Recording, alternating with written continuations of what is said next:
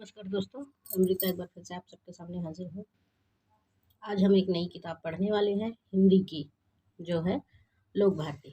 इसमें अनेक प्रकार के लेखक और कवियों के लेख, कहानी, कविता, काव्य या आलोचना दिए गए हैं। उसमें मुख्य रूप मैथिली शरण गुप्त है, जयप्रकाश द्विवेदी, गुलजार, अमीर खुसरो, शिवमंगल सिंह सुमन, अटल बिहारी वाजपेयी, इन सब का बताया गया है।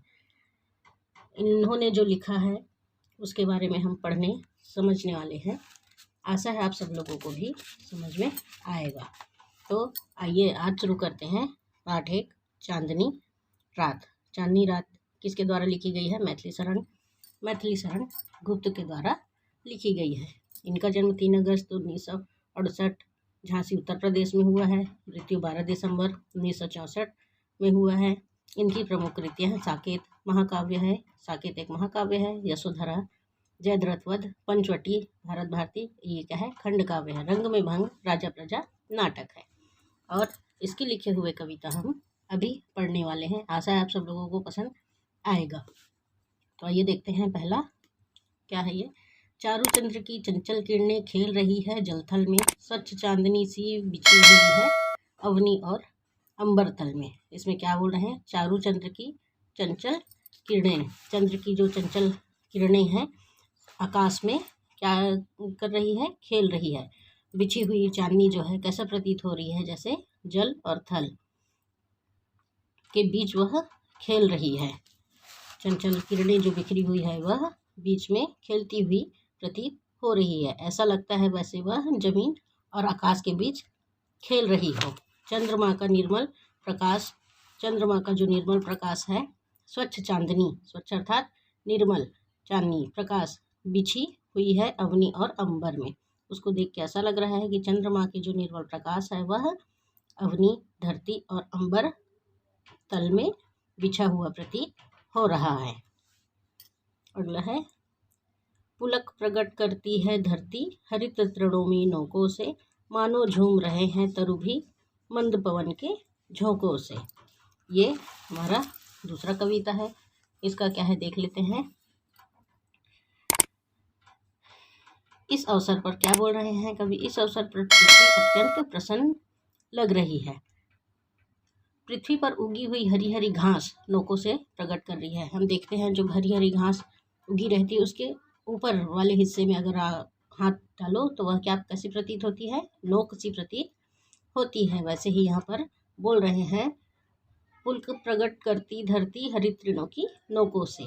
हरी हरी जो घास है वह नोक सी प्रकट कर रही है। मंद मंद हवा के झोंकों से पेड़ पौधे झूम रहे हैं, मानो झूम रहे तरु भी मंद मंद हवा से।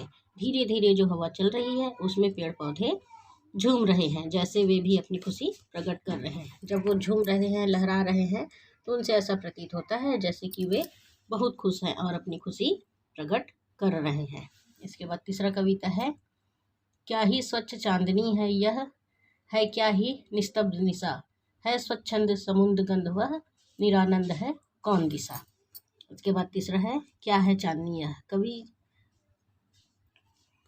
इसमें निखरी हुई रात्रि का वर्णन करते हुए कवि कहते हैं कि यह चांदनी गजब की निर्मल, स्वच्छ और यह रात कितनी शांत है। इसमें बोल रहे हैं कि यह गजब की जो चांदनी है वह स्वच्छ, निर्मल और रातें कितनी शांत है। कहीं किसी और से कोई स्वर नहीं हो रहा है। इसमें बोल रहे हैं कविता में कि यह कितनी स्वच्छ और शांत है, कहीं भी किसी भी प्रकार का स्वर नहीं हो रहा है। सर्वत्र मुक्त रूप से मंद मंद सुगंध व्याप्त है। इसमें क्या हो रहे हैं?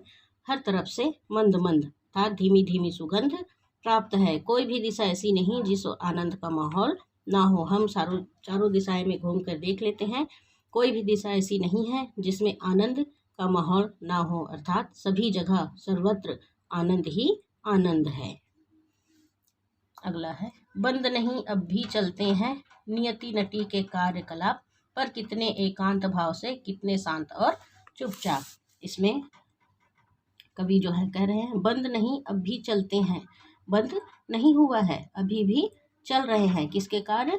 नटी के कार्यकलाप। नटी के कार्यकलाप जो है वह बंद नहीं हुए हैं, लगातार निरंतर में से निरंतरता से चलता रहा है, पर कितने एकांत भाव से। वह चल रहा है पर कितने एकांत भाव से या शांत भाव से, कितने शांत और चुपचाप। उनको वो चल तो रही है पर क्या करते हैं, ऐसे एकांत भाव से और चुपचाप से चल रही है जिसमें किसी भी प्रकार का शोरगुल नहीं हो रहा है।